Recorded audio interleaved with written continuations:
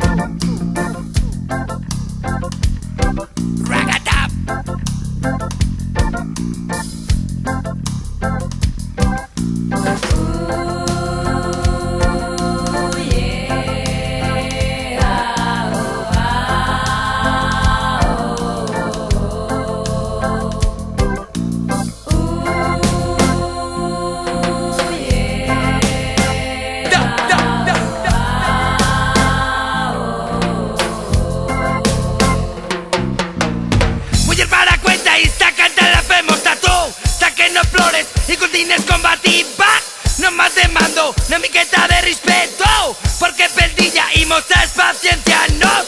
En Zimbabue, palestino sobrarbe, imos a acampar y chemas que estaba bulloso. Así nas que grabón para cuenta, porque será zaguerbe cada que me potesas mal.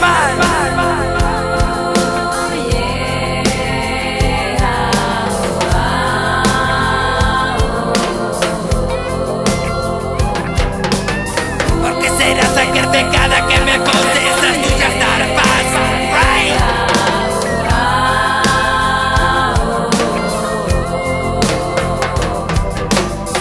La mujer asegura tuve que sufrir malos tratos prácticamente desde que se casó hace 20 años, pero para evitar el mal trago de una separación y los 3 hijos del matrimonio, aguantó lo que pudo hasta que una agresión en junio del 97 colmó su paciencia.